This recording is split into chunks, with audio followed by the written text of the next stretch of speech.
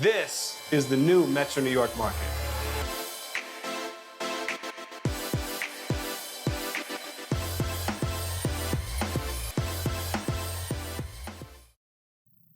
Hey everybody, Zak Romanoff here, the brand advocate from OMNI Food Sales. Thank you for tuning in. It's been a few months since we posted last. I think it was in early July that we posted my last talk at the Altios International speech to a group or a delegation of companies from the UK. That was a lot of fun. And I did mention when posting that I would not be able to post regularly because I spend a lot of time in the trenches. I know a lot of people see what I do on LinkedIn and other social media, and they say, Zak, it's so cool. You're around doing so much fun things. And yeah, that is true, but people don't see the time spent in the bunkers. They don't see the time spent on the phone, taking notes, in planning meetings, following up, driving to presentations, to meetings. There's a lot of time in between, and this summer, where traditionally a lot of people kind of slow down, things have sped up at OMNI Food Sales, both internally and externally. So a lot has gone on. Just to give you a quick synopsis of what has gone on, OMNI was awarded the Retail Partner of the Year award from one of our faster growing principals. It was such an honor. I'm so proud of my team that we won this because it's really a testament to everyone at OMNI Food Sales, from retail to business managers to customer service. So we were really so happy at that. A trip was involved, and multiple members from OMNI were invited on a trip. We had a great time. Everything was first class. I was just reminded that some principals really understand how to include their brand advocates as part of their family. It's an investment that's worthwhile, that pays dividends, and helps align everyone and get everyone sent onto the same page, so that 6 months from that meeting, everyone knows kind of what the goals are. So I was really proud of my team for that. That was awesome. Oh, this was really cool. Also, an opportunity came up where I got to throw out the first pitch at one of the New York Mets games at Citi Field. It was a lot of fun. I did go there, and what was really cool is got to have my wife and son come there. It was my son's first baseball game, seeing his dad throw out the first pitch. It was such an honor. It was so cool. And the Mets had a sellout crowd, and the stadium was bumping. So that was a lot of fun too, and that was a work-related function that came about. What else? I ran in the Spartan race.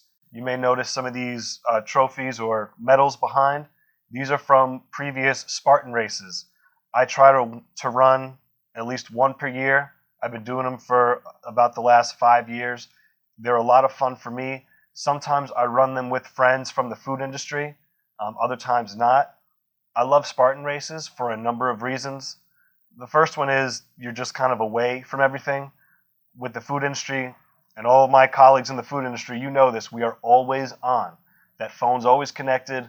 We're always accessible to our principals, to our customers, to the retailer, to people in stores. The Spartan race is that one Saturday for 4 hours where it's just me running up and down a mountain with some close friends, and we're going through this challenge together. I also love the Spartan race because there's a lot of camaraderie. There's a lot of goodwill. The rule for the Spartan race is you help your fellow race mate out. You help strangers out. For example, a buddy of mine was running. He cut his finger open on a rock. Someone noticed this at the next obstacle, and the woman said, hey, let me show you. I got a Band-Aid. Let me help you.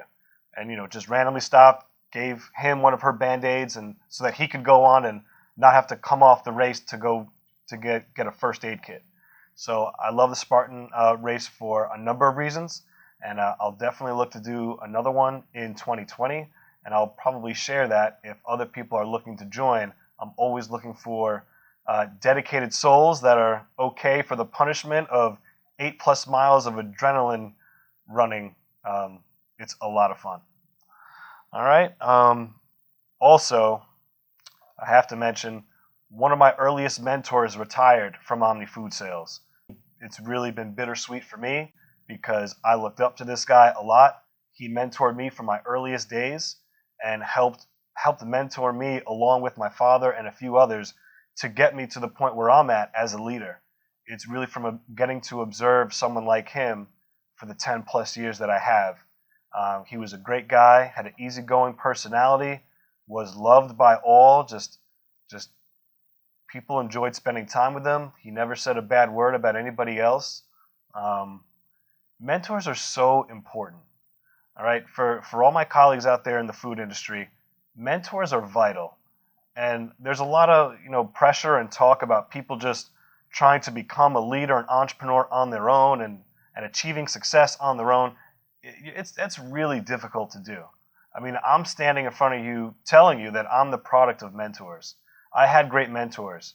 And yes, it's up to you to take what the mentors show you and then make it your own.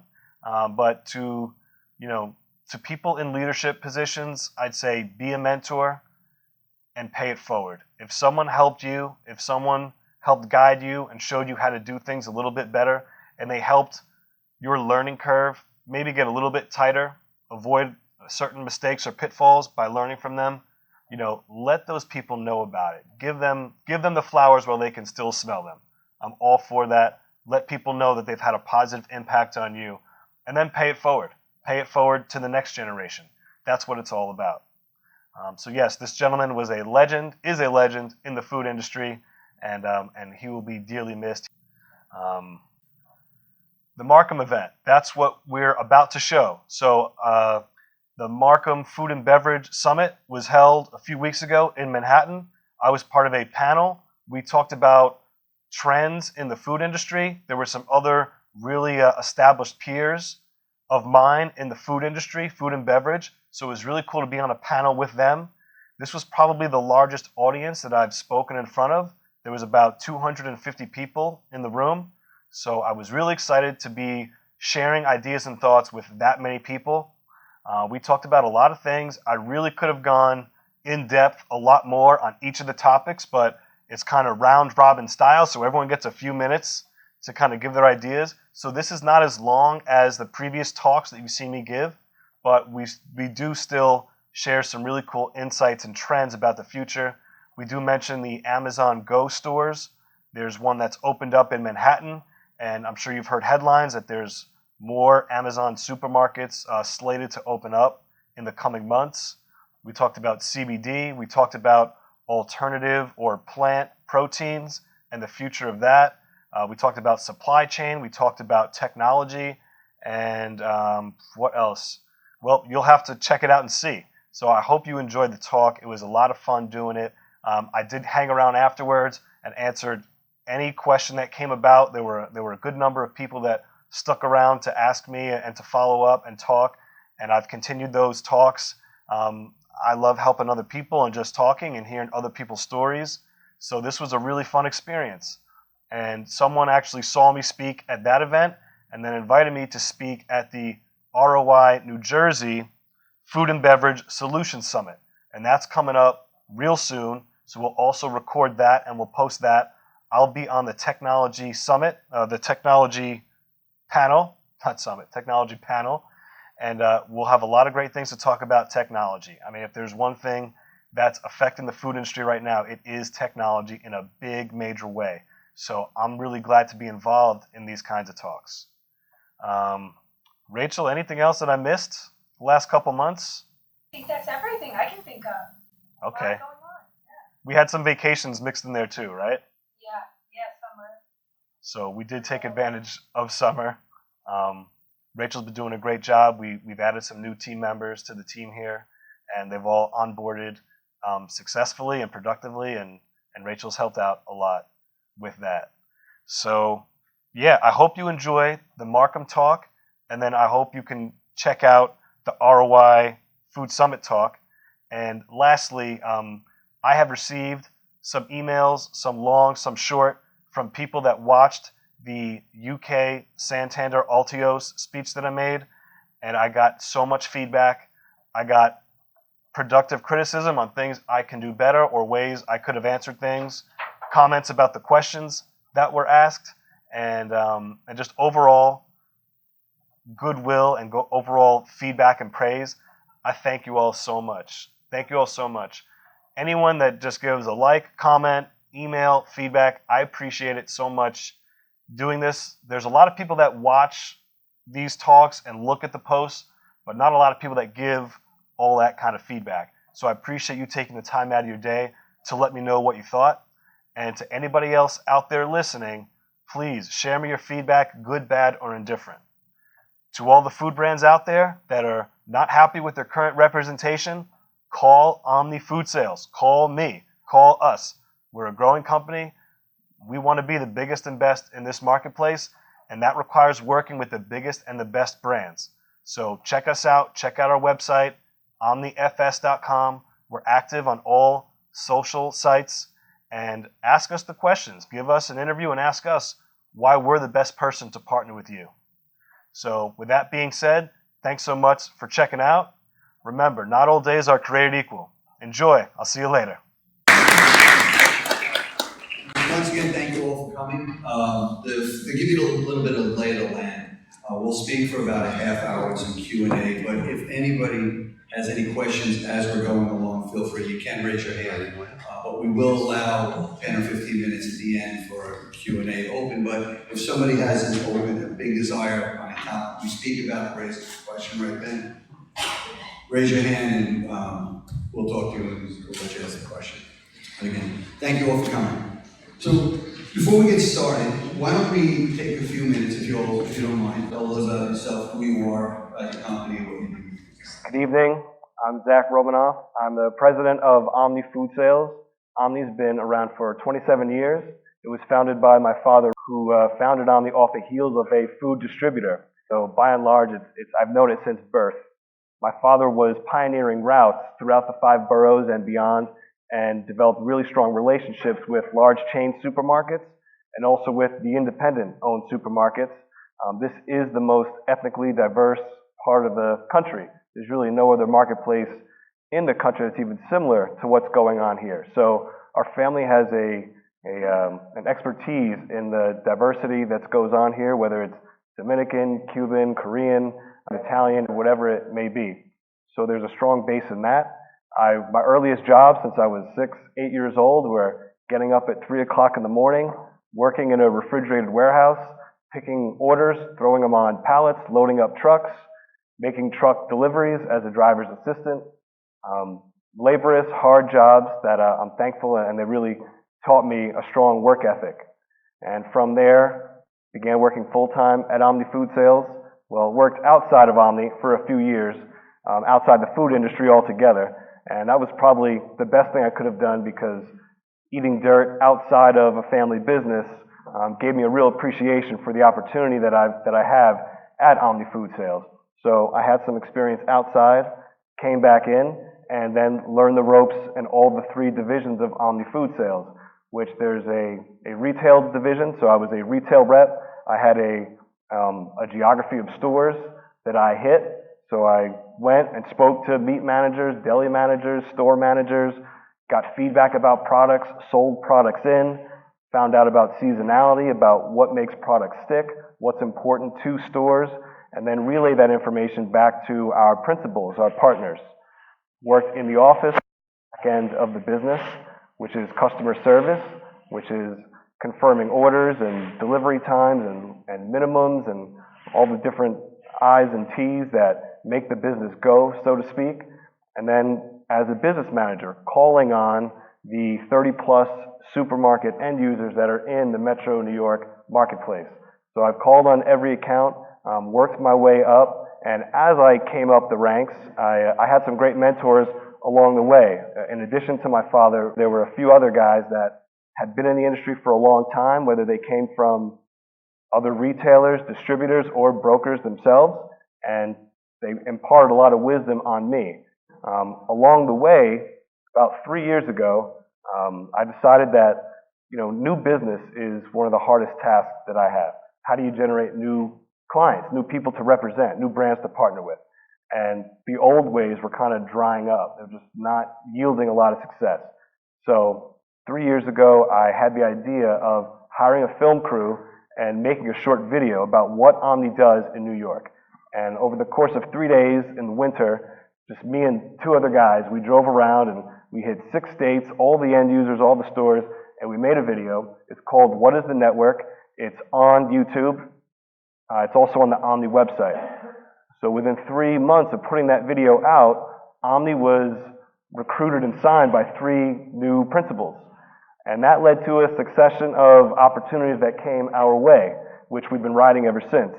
The Korean government reached out and asked me to give a speech to them about doing business in the U.S. market to a group of 50 of the largest food exporters from Korea. And a lot of them also wanted to work with OMNI afterwards. There were opportunities. That led to iHeartRadio reached out. They're the parent company of Z100 and Power 105.1 and other famous stations. They wanted to put out branded content together. We weren't able to come to terms on a deal, but it was still a great experience. And more recently, the UK government reached out and asked me to give a speech to food exporters from their country about how to do business here. So there's a lot of opportunities. OMNI's awareness has risen.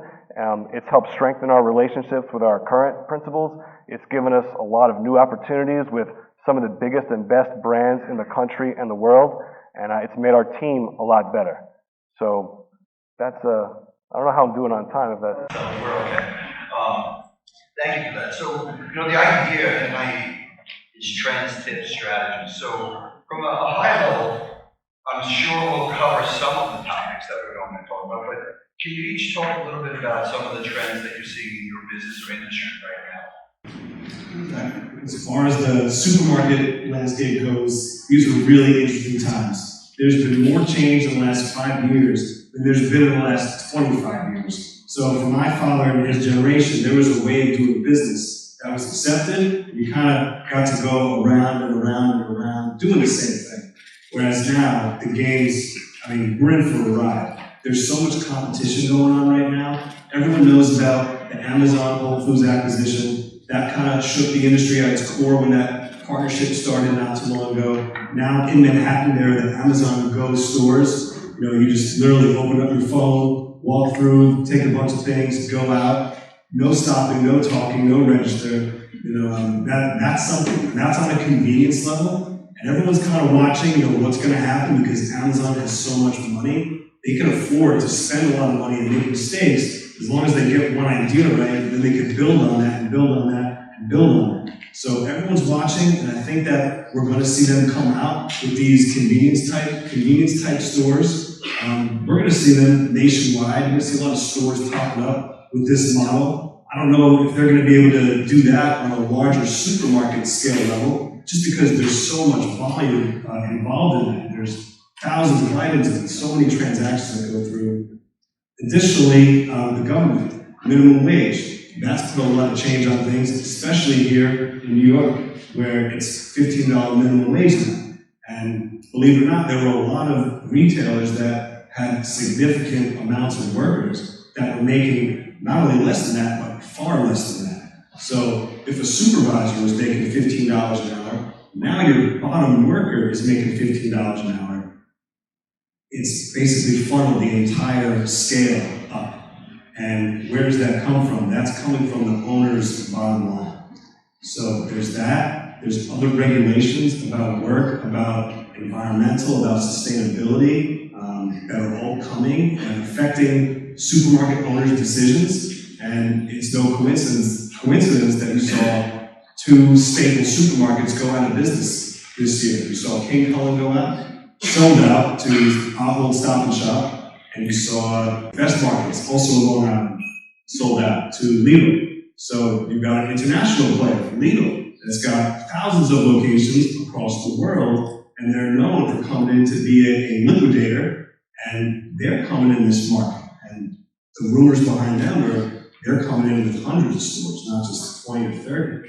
So you've got other international players like Aldi that's in here. You've got your traditional supermarket retailers, you've got online, you've got meal delivery replacement, you've got home delivery. There are a lot of options facing people, and retailers that were really not really either on top of the business, investing in the business, or preparing for a rainy day are going to continue to fall. So you're going to see more retailer consolidation in the next couple of years for retailers that had a lot of overhead and were not efficient with their funds.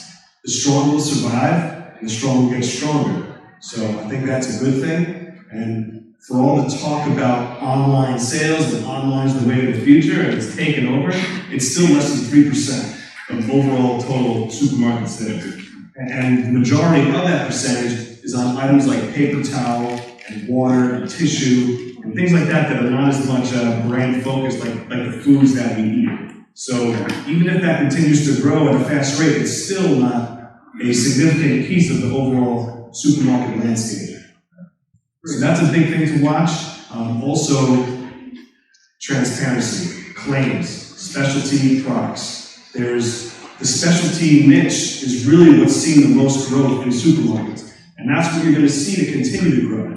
All these shows here, like Fancy Food Show, and Expo West, and Expo East, I mean, there's a lot of niche products that are becoming mainstream. And you're seeing that more and more in the news, and that's going to continue to grow because these companies are transparent about what goes into their products. That's what consumers want. You know, the days of not reading the NutriFacts, not reading the sugar and the calories, and if you can't pronounce half the ingredients on there, you know, the parents nowadays, the millennials that are now raising their kids and raising families and becoming the households of influence in this country are going to change the buying habits by and large. And food manufacturers are getting ready for that now. Thank you. Thank you. You know, one of the things that we hear a lot now from the food and beverage companies is the effect that the Food Safety and Modernization Act is having on businesses. So can you talk a little bit, all three of you, as how much is affecting your business or industry right now? Recalls have the power to put million and billion-dollar businesses out of business like fast. So, I mean, I've seen it happen in a lot of protein companies that are selling nationwide. If they have a recall for a product that was consumed 3 months ago by someone in Arizona, you've got literally customers from around the country demanding to know when it was made, what it was made, and you've got widespread panic. And you see on the news, you know, just it can influence an entire industry, not just a brand, the whole industry. You know, talk about salmonella and other foodborne illnesses. So people demand to know when product was made. Everything, it just has to be. It's an investment that must be made by food companies. There's no way around it. Well, Zach, one of the other things that we talked earlier, but one of the things that you're seeing out there, all plant-based meats and meatless meat and all these other terms that are out there, the investment activity. Can you talk about what you're seeing out there in the industry now, investment activity, and about the meatless meat? Sure. Well, has anyone out here bought stock in Beyond Meat? I was hoping to see one in a video. Well, yeah, it was like the largest IPO in the last 20 years. So Beyond Meat has made it cool to be plant-based. That product has been in stores for the last few years, and the demand for it has been mixed. It's a pricey product. Listen, it's going to be really interesting. That IPO is so big, and growth in supermarkets has all been towards specialty. This falls in that niche. So you now have the attention of the biggest brands with billion-dollar budgets that saw this IPO and saw what happened. And you're seeing the biggest players in the game, protein world, are now getting into this. Everyone's coming with their own alternative protein line, and retailers are they're going to have their choice on who they want to go with. I mean, I know Beyond Meat had a partnership with Tyson Foods, the largest poultry company in the world, and then that partnership kind of soured. Now Tyson's coming out with their line. So Beyond Meat had, you know, a lot of buzz and they raised a lot of capital, but they still don't have as much capital as the guys that are coming in now that have expertise, that have the wherewithal, that have the production facilities, the sales, everything that's been in place for the last 100 years. So if you want to see a ride, you watch the next 5 to 10 years on this plant-based, because everyone's going to come in, they're going to drive down the cost, and consumers, I mean, the demand is there, but I mean, by and large, if you go into supermarkets, the product is really supposed to be sold fresh, and 50-50, you'll see it wind up in the freezer, because it's not going to sell before it expires, so it gets stuck in the freezer. So the demand is not overwhelming, but it's coming. It is coming. Stand under pressure. I agree, it is coming. And I like how I feel after I eat too. And I feel lighter after eating the burger, and it tastes good. Where I see it really booming is food service. When you go to restaurants, and obviously Dunkin' Donuts, Burger King, Subway, all these places now have a plant-based, and that's a big deal. Those guys are rolling out, you're talking thousands of locations, at a time, and that consumption is probably bigger than the retail side right now, and it might be like that for the foreseeable future. And in line with that, the people who you cater to now, everybody talks about the millennials these days and how they're affecting the business and how you market and operate and how you retain people and keep everybody happy.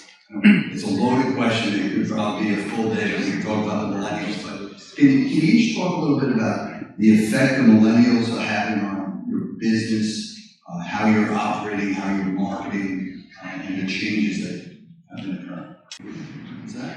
I just want to say I'm against the use of these terms for age cohorts.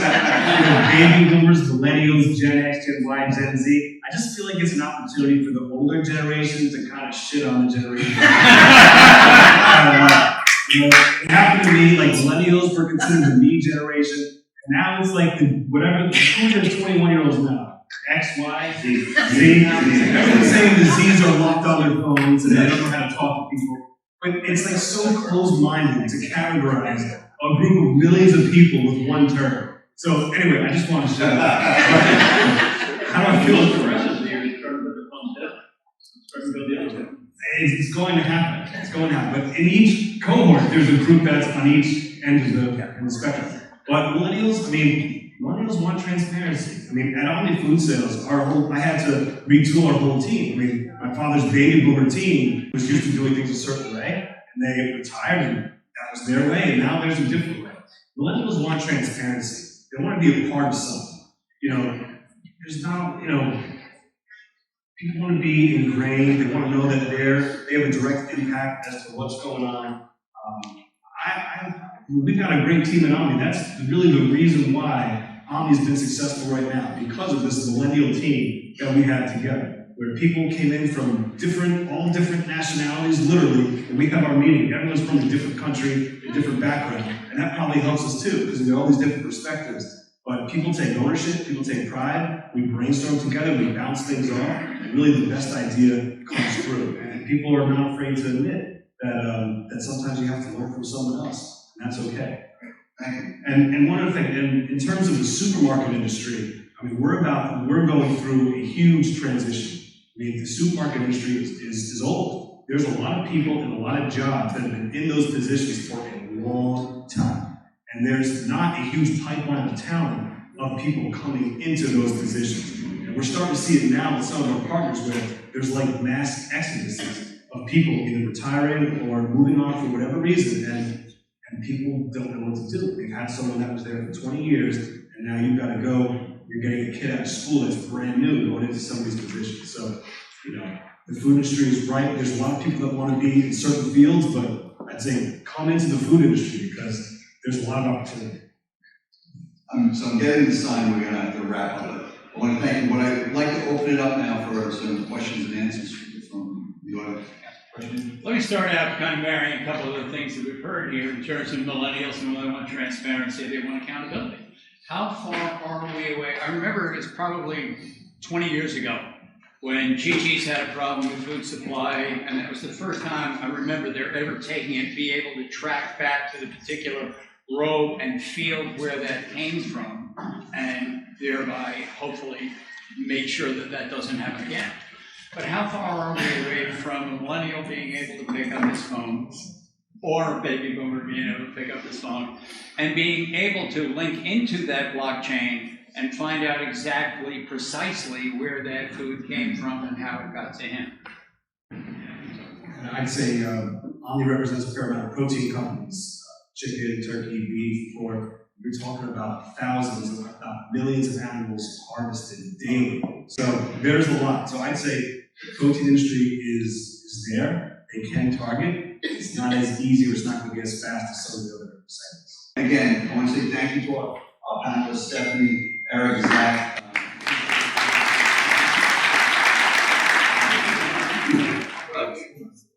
Now it's all about customer service. You're not satisfied. This is the day they're going to lose you as a customer. They would make a bad business decision not to give it up. And I will bet you money for what they're doing.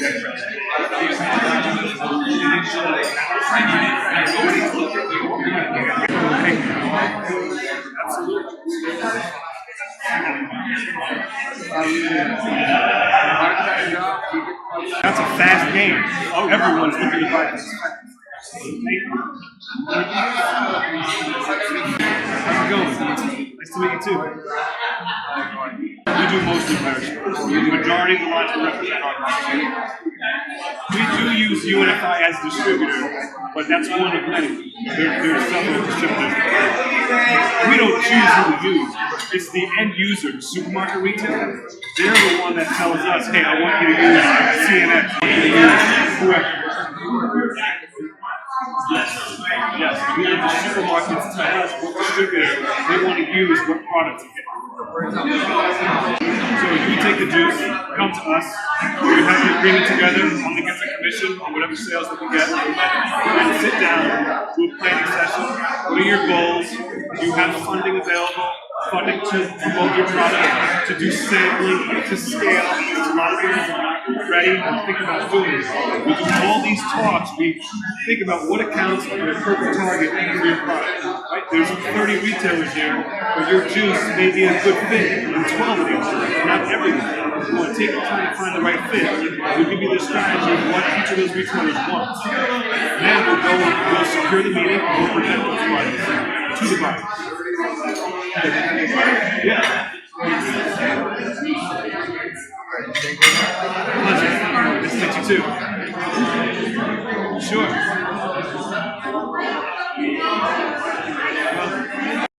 I know your dad well. Oh, you told him? I texted him. No, I just texted him, hey, we should go.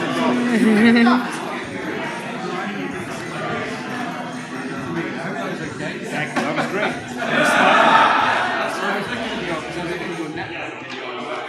Oh, you were? Yeah. Thank you. I appreciate it. It's nice meeting you. You too.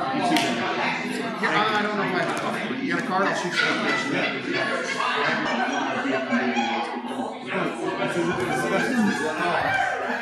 picture.